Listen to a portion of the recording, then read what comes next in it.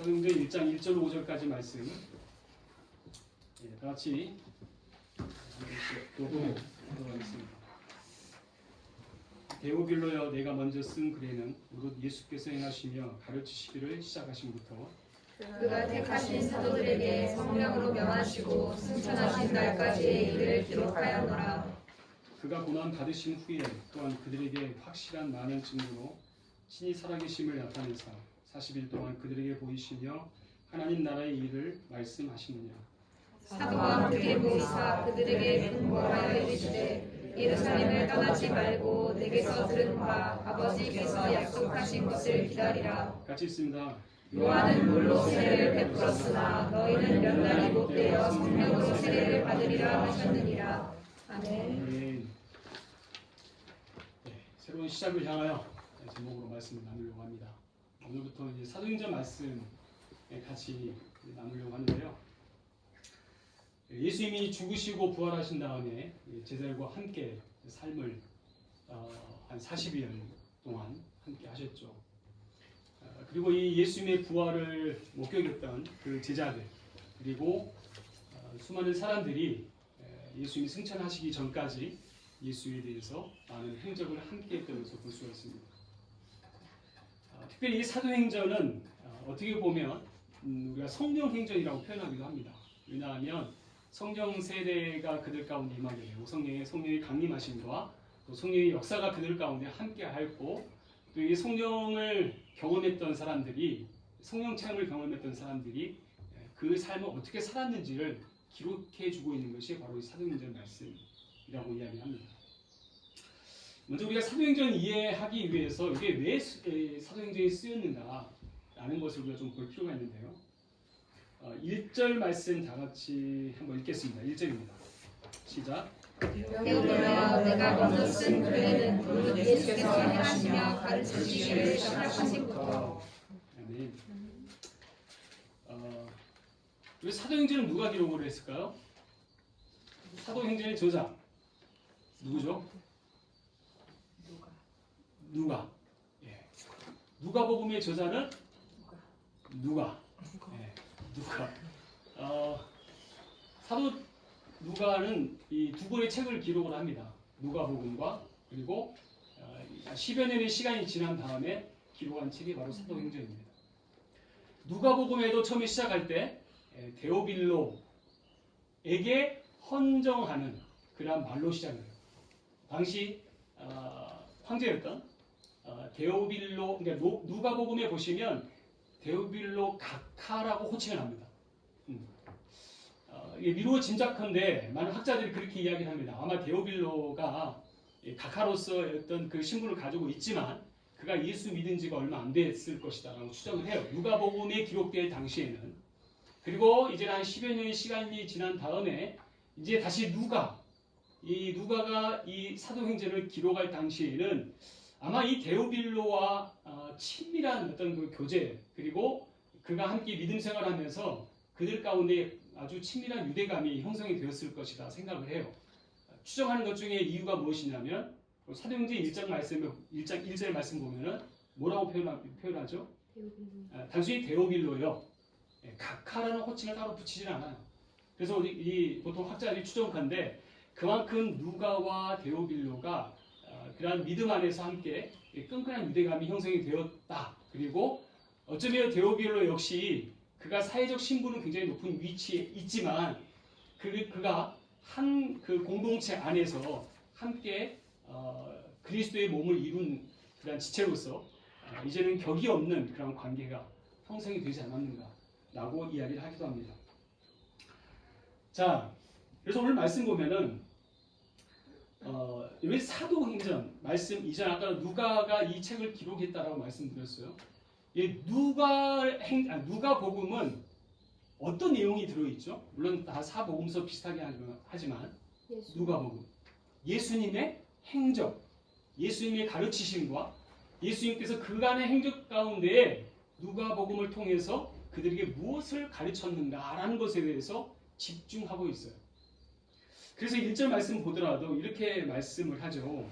내가 먼저 쓴 글이 어떤 책일까요? 바로 누가복음이에요. 내가 먼저 쓴 글에는 이 누가복음에는 무릇 예수께서 행하시며 가르치시기를 시작하신부터 예수님이 가르치시고 시작하셨던 일에 대해서 기록된 것이 바로 누가복음에 기록되었다면 그 다음에 2절 말씀. 2절 같이 읽습니다. 시작. 그가 택하신 사도들에게 성령으로 명하시고 승천하신 날까지 이를 기록하였노라. 이 사도행전에는 무엇을 말씀하죠? 사도들에게 성령으로 명하시고 예수님이 승천하시기 전까지의 가운데에 성령의 어떤 일을 행하셨는가를 주목하고 있다는 거예요. 그래서 우리가 누가복음의 그 기록관에 쓰여졌던 내용은 예수님의 행적과 가르침 일이 무엇인지를 집중하고 있다면 이 다음의 사도행전은 이제는 성령 체험을 하고 성령을 경험한 사람들이 다시 말해 성령의 사람들이 어떤 삶을 살았는가를 기록해 주고 있는 것이 바로 사도행전이다 라고 말할 수가 있어요.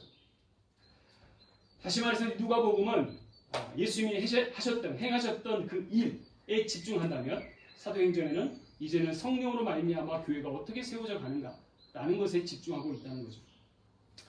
자 그렇다면 이제 예수님과 함께 했던 이 제자들이 예수님이 40일 동안 부활하신 다음에 40일 동안 제자들과 함께 했잖아요. 수많은 사람들과 함께 했습니다. 그리고 예수님이 승천하십니다. 그렇죠? 근데 그 말은 이제는 이 제자들이 이제는 어떻게 살아야 돼요? 예수님 없이 살아야 돼요. 예수님 없이 살아야 돼요. 한번 생각해 봐요. 예수님 십자가에 돌아가시기 직전까지 예수님께서는 제자들과 함께 동고동락을 했습니다. 함께 먹고 함께 자고 함께 일을 하고 예수님의 모든 일을 함께 했던 제자들이었어요. 그랬음에도 불구하고 우리가 지난 몇 주간에 계속해서 제가 말씀드렸다시피 예수님과 함께 했던 그 제자들이 정작 예수님의 그 십자가 사건 앞에 모두 다 어떻게 했어요? 다 도망가고 말았어요. 아무도 없어요. 그렇잖아요? 예, 그랬던 자들이 바로 제자들이었어요. 자, 그런데 지금 예수님이 이제는 정말 안 계세요. 안 계세요.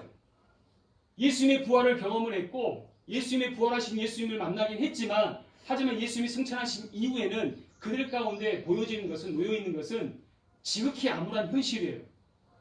예, 제가 지난 시간에도 잠깐 그 말씀드렸지만은 예수를 따랐던 사람들에게 늘 따랐던 꼬리표가 뭐예요?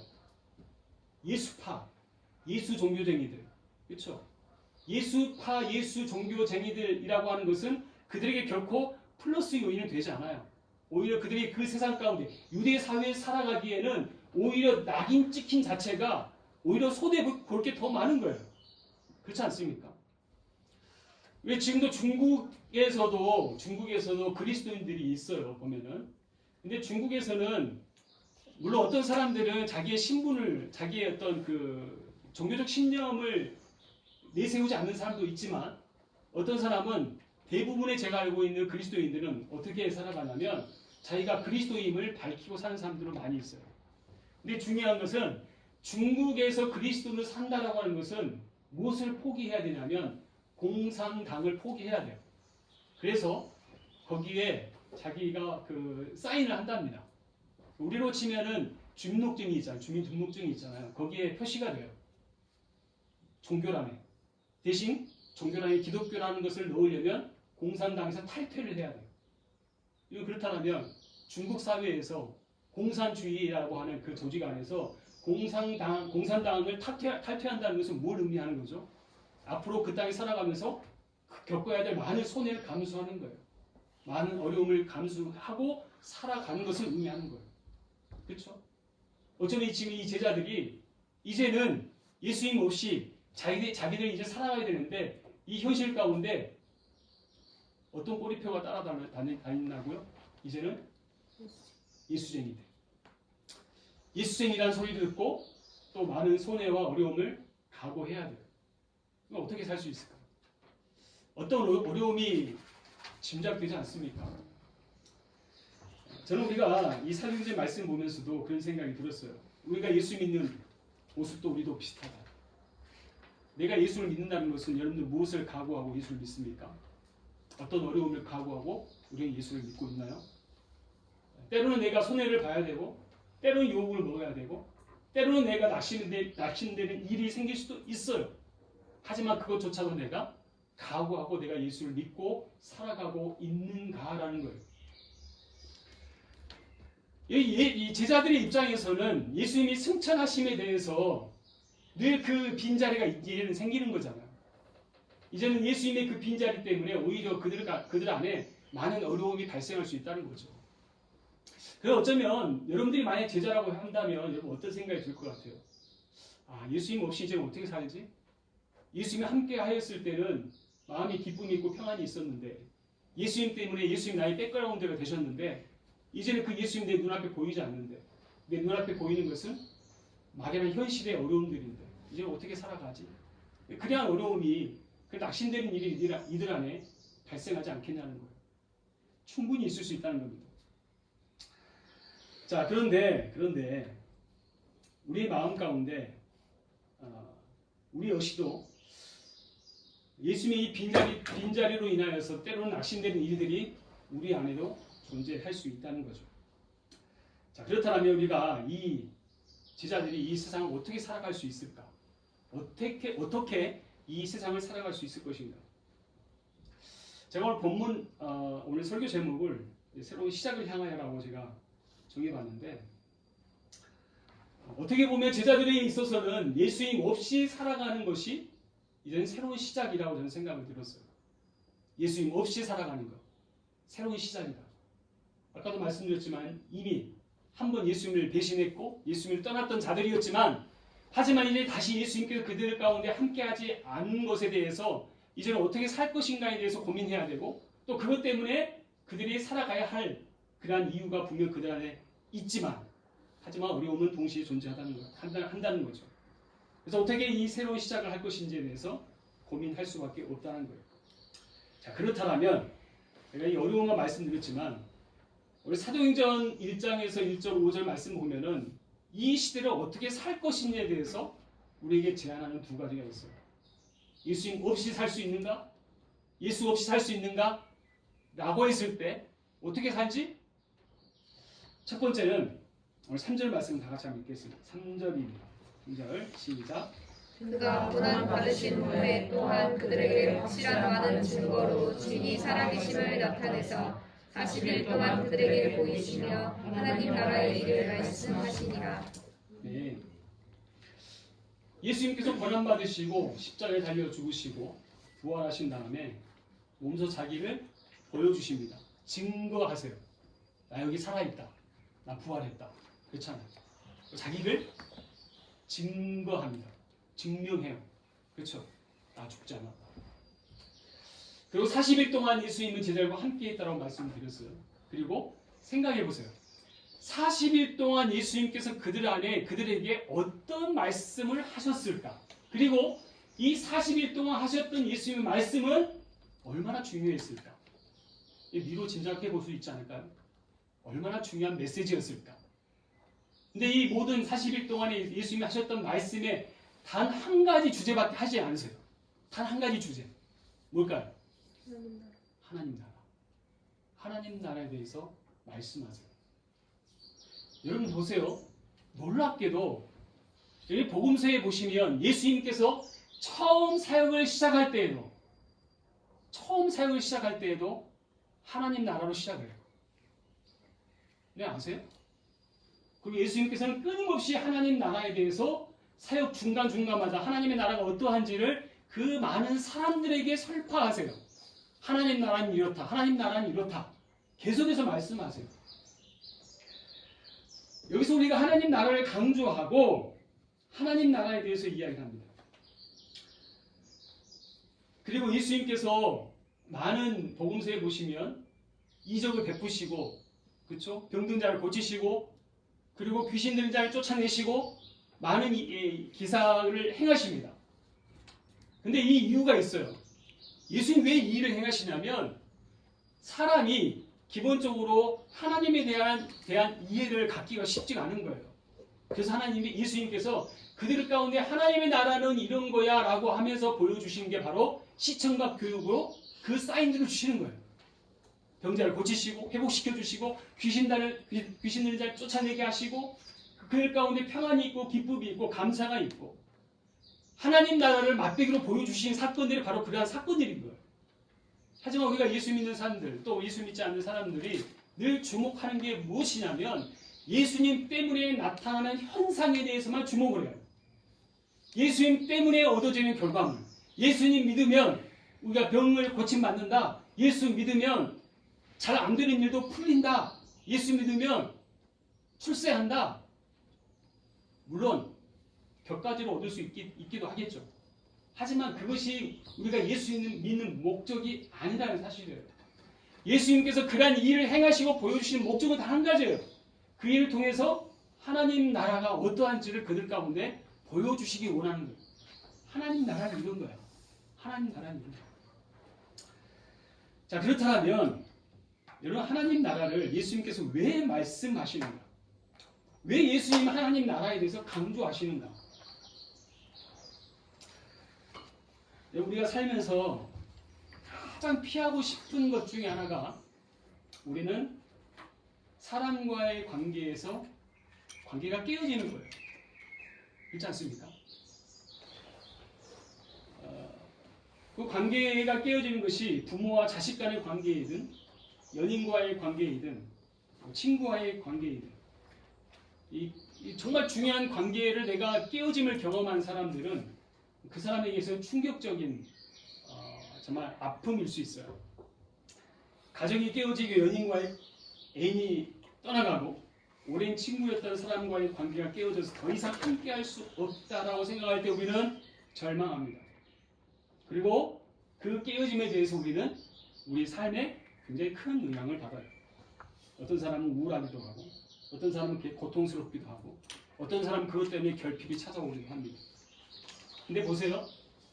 사람과의 관계에서도 우리가 그렇게 마음이 힘든데 인간은 근본적으로 우리는 하나님과 우리 인간의 관계가 깨어진 자들이었다는 사실이에요. 원래 우리는 그런 자들이었어요. 사람과의 관계에서도 우리는 그 관계 깨어짐이 힘든데 인간이 하나님과의 관계가 깨어졌다는 것은 그 결과물이 무엇일까요? 바로 사망이라고 표현합니다. 성경에서는 하나님과 인간이 관계의 깨어짐의 그 대가 지불이 무엇이냐면 곧 사망이라고 표현합니다. 하나님이 태초의 천지를 만드셨잖아요. 그렇죠? 태초의 천지를 만드시고 그리고 사람을 만드신 다음에 하나님께서 가장 좋았더라, 정말 좋았더라라고 하나님 표현하십니다. 이유가 무엇일까요? 하나님 만드신 걸작품 중에 최고의 걸작품이었고 그리고 하나님이 그 인간을 창조하신 그와 함께 더불어 교제를 이루어가기 원하셨다는 거죠. 근데 어떤 결과물을 얻게 됐습니까? 어떤 일이 생겼죠? 그렇죠. 선악과를 통해서 아담과 하와가 하나님과 관계가 깨어집니다. 돌이킬 수 없는 죄를 짓게 돼요. 그렇지 않습니까? 결과가 뭐예요? 결국 에덴 동산에서 쫓겨나게 되고 인간이 겪을 수 없는 최고의 고통을 겪는 존재가 되었다는 거예요. 그렇죠? 창세기 말씀 보면 그거에 대해서 우리에게 계속해서 말씀합니다. 그게 바로 하나님과 인간이 관계의 깨어짐으로 인하여 우리가 겪을 수밖에 없는 모습이 그런 모습이 되었다는 거예요. 근데 보세요. 제가 왜 이 말씀 드리냐면 여기에 예수님이 이 땅에 오신 궁극적인 목적이 있다는 거예요. 여기에 예수님께서는 우리 안에 깨어졌던, 다시 말해서 하나님과 인간 가운데 깨어졌던 그 관계를 회복시키고자 원하시는 것이 바로 예수님의 목적인 거예요. 당신이 죽기까지, 십자가에 죽기까지 우리를 사랑하신다는 그 이유의 목적은 무엇이냐면 너가 하나님과 너희 자신의 모습이 깨어졌는데 내가 그 관계를 회복시켜줄게. 그것이 바로 예수님께서 이 땅에 오신 목적이에요. 그리고 예수님께서 계속해서 말씀하신 이유가 하나님 나라가 그래서 너희 가운데 중요하다는 사실이에요. 그래서 예수님께서는 제자들에게 마지막까지 이 하나님 나라의 일을 말씀하십니다. 여러분 보세요. 우리가 소망 없이 살아가는 사람들에게 유일한 소망이 있다면 바로 하나님 나라에 대한 소망을 갖는 거예요. 여러분들은 뭐 지금 잘 느끼지 못하겠지만 여러분들 부모님 혹시 이제 우리의 믿음의 선배들, 뭐 교회의 어떤 믿음의 어르신들 보면은 늘 한결같이 하시는 말씀이 있잖아요. 하나님 나라를 소망해요. 하나님 나라를 소망해요. 왜 그렇습니까? 하나님 나라를 소망한다는 것은 무엇을 의미하는 거예요? 하나님과 온전한 교제가 있는 거고. 그렇지 않습니까? 우리 하나님 나라 천국은 죽어서만 가는 곳이 아니에요. 우리 그렇게 생각을 하지만 죽어서 가는 것이 아니라 이미 예수 그리스도로 말미암아 천국 우리 가운데 임했어요. 그래서 예수를 믿는다는 것은 예수 믿는 모든 자들에게 천국을 이미 경험하고 사는 자들인 것을 의미하는 거예요. 그래서 우리가 예수를 믿고 나서 우리의 마음 가운데 평안이 있고 감사가 있고 기쁨이 있다라고 할 수 있는 이유는 예수님 때문에 우리가 천국을 맛보아 아는 거예요. 하지만 이 지상의 천국은 완전하지 않아요. 그래서 우리가 이 천국을 표현할 때 이미와 아직의 긴장 가운데 있다고 표현합니다. 이미와 아직. 이미 우리 가운데 도래했지만 예수님 때문에 도래했지만 완전한 천국은 언제요? 예수님께서 재림하실 때. 그때에 완전한 천국이 이루어진다고 표현합니다. 이 시간에 우리가 다시 한번 제자들의 모습을 한번 생각해 봅시다. 예수님께서 승천하셨습니다. 승천하신 이후에 이제는 제자들만 덩그러니 남겨져 있어요. 이들 가운데 무엇이 소망이겠어요? 무엇을 소망을 갖고 살아갈 수 있겠습니까? 다른 게 없어요. 천국을 소망하는 거예요. 천국을 소망하는 거예요. 하나님 나라를 소망하는 거예요. 그것이 이 땅에 놓여진 현실 속에서 이 현실에 암울하고 살기 힘들지만 하지만 이것을 살아갈 수 있는 힘을 얻을 수 있는 이유는 우리가 이 천국을 우리 안에 소유했기 때문에 예수 그리스도로 말미암아. 그래서 우리가 이 땅 가운데 살아갈 수 있는 거예요. 저는 이 시간 바라옵기에 저와 여러분들이 이 예수님 때문에 이 천국 속에 살아가는 저와 여러분 될 수 있기를 바랍니다. 우리 공동체가 그런 곳이 됐으면 좋겠어요. 우리 더사랑 교회 안에서 우리가 존재함으로 이곳이 곧 하나님의 나라입니다. 이곳이 곧 하나님의 나라 안에서 누려지는 기쁨과 감사가 있습니다. 평안함이 있습니다. 그것이 바로 교회 공동체가 중요한 이유 중에 하나예요. 여러분 천국을 소망하는 사람, 천국이 이곳 가운데 가득한 하나님의 통치가 임하고 하나님이 우리를 다스리시고 우리와 함께 하시는 것을 경험한 사람들이 함께 할수록 교회가 은혜가 더 풍성해지는 거예요. 저는 그런 교회가 됐으면 좋겠어요. 그런 교회를 소망함으로 주 옆에 나아갈 수 있기를 바랍니다. 두 번째로 우리가 이 땅에서 다시 한번 새 힘을 얻고 살아갈 수 있는 이유가 있어요. 4절 말씀 다 같이 읽겠습니다. 4절입니다. 시작. 보이사 그들에게 분부하여 이르시되 예루살렘에 떠나지 말고 내게서 들은 바 아버지께서 약속하신 것을 기다리라. 아멘. 아멘. 예수님이 사도들에게 말씀하십니다. 예루살렘을 아직 떠나지 마. 떠나지 마라. 그리고 아버지께서 약속하신 것을 뭐하라? 기다려라. 야, 좀 기다려라. 자, 무엇을 기다리라고 말씀하죠? 5절 말씀. 5절 같이 읽겠습니다. 시작. 요한은 물로 세례를 베풀었으나 너희는 몇 날이 올 때에 성령으로 세례를 받으리라 하셨느니라. 아멘. 여러분 옛날에는 예수님이 구약 시대에는 하나님의 자녀로서 증거 삼을 때 무엇을 했죠? 어떤 의식을 합니까? 세례를 베풉니다. 세례를 베푼다는 것은 그것으로 인하여 이제는 하나님의 자녀 되었음을 선포합니다. 우리도 마찬가지죠. 우리도 세례식을 하죠. 여기 계신 분 중에 대부분 그렇게 하셨을 것 같은데 세례식을 하는 이유가 있어요. 세례식을 통해서 하나님의 자녀됨을 의식을 통해서 고백하는 거예요. 세례식입니다. 하지만 오늘 예수님께서 뭐라고 말씀하세요?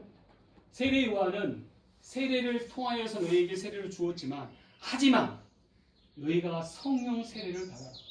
성령 세례를 받아라.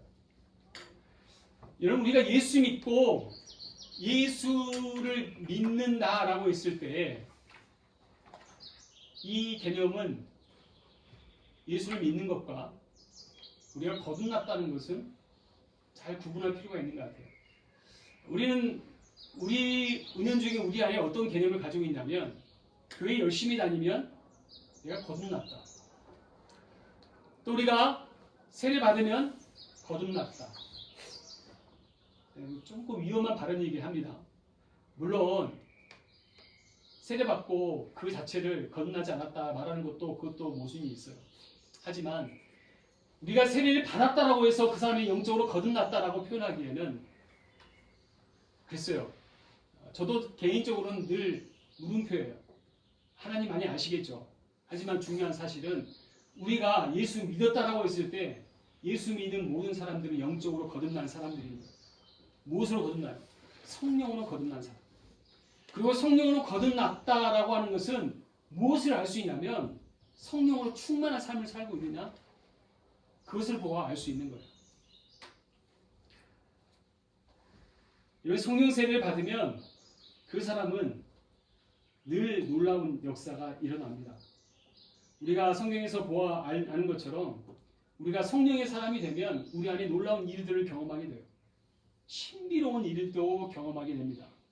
여기 신비롭다는 말은 눈에 보여지는 놀라운 어떤 이상적인 어떤 일들이 일어나는 것이 아니라 성령의 사람으로 신비를 경험한 사람들은 어떤 사람이냐면 성령의 사람은 전혀 용서하고 싶은 마음도 없고 용서할 수도 없고 보기도 싫은데 자꾸 그 사람이 불쌍해지기 시작해요. 그 사람에 대해서 마음이 열리기 시작합니다. 내 마음이 변하기 시작을 해요. 내가 거듭나기 이전에는 우린 늘 기도하기를 어떻게 기도하냐면 하나님 환경을 바꿔주세요. 저 사람 좀 바꿔주세요. 저 사람 제발 떠나게 해주세요. 아니면 문제가 좀 떠나게 해주세요. 해결해 주세요. 뭐 주세요라고 우리 기도하잖아요. 그렇지 않습니까? 하지만 성령의 사람이 되면요. 무엇이 바뀌는 줄 알아요? 자기가 바뀌어요. 자기가 바뀌어요. 내가 바뀌어지고 내 바뀌어진 모습을 통해서 성령 하나님께서 나를 통해서 어떻게 역사하시는가를 보여지는 사람이 되는 거예요. 그게 바로 성령의 사람이 보여줄 수 있는 경험되어진 사람의 모습이라는 것을 말씀합니다. 여러분 우리가 예수를 믿어도 왜 다를까요? 똑같이 예수를 믿는데 왜 다른 줄 아세요? 단 한 가지예요. 내가 성령의 사람인가? 내가 성령을 내가 경험한 사람인가? 성령이 내 안에서 지금도 내주하시고 나와 함께 하시고 그 하나님 나를 다스리십니다. 내가 나를 주도하고 내 마음대로 결정하는 것이 아니라 성령 하나님이 나를 통해서 역사하시는가를 늘 끊임없이 묻고 나를 내어드리고 그렇게 살아갈 때 비로소 우리는 성령의 사람이라고 말할 수가 있는 거예요.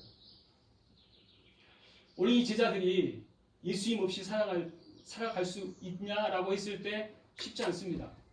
살아가기 쉽지 않아요. 하지만 성령의 사람이 되면 살 수 있는 거예요. 저는 여러분도 마찬가지라고 생각합니다. 우리가 이 땅에 살아갈 수 있는 힘의 근간이 무엇이에요? 무엇 때문에 살아갈 수 있습니까? 성령? 한국에서 부모님이 보내주신 빵빵한 자금? 아니면 내 친한 친구? 아니면 무엇이 여러분 이 땅에 내가 살아갈 수 있는 힘의 동력이십니까? 잘 생각해 보세요. 내가 뭘 의지하고 무엇이 나를 통해 살아갈 수 있게 만드는지. 우리 제자들에게는 분명 확실한 증거가 있습니다. 무엇입니까? 성령께서 그들 가운데 함께 하셨을 때 그들이 비로소 예수 믿는 자답게 살 수 있게 되었다는 사실이에요. 이 시간 저희 여러분들이 그런 성령의 사람으로 살아갈 수 있기를 바랍니다. 아멘. 말씀 해줄게요. 다시 한번 이 제자들의 모습을 봅시다. 이제는 예수님이 승천하신 이후에 예수님 더 이상 그들과 함께하지 않습니다. 그들과 함께하지 않아요. 그렇다고 해서 그들이 절망합니까? 낙심합니까? 하지만 현실은 오히려 더 어려워졌어요. 그리고 많은 사람들이 순교하기 시작합니다. 예수 믿는 것 때문에 죽기 시작해요. 더 어려움 많이 당합니다. 그럼에도 불구하고 사도행전 말씀을 보면은 그 어느 사람도 그것 때문에 낙심하고 낙담했다, 도망갔다 표현하고 있지 않아요. 오히려 믿음으로 승리했다, 믿음으로 잘 살아냈다라고 말씀합니다. 이유가 무엇입니까? 하나님 나라에 대한 소망이 있기 때문에, 그리고 성령의 사람이 되었기 때문에 이 모든 일을 살아낼 수 있었다는 사실이에요.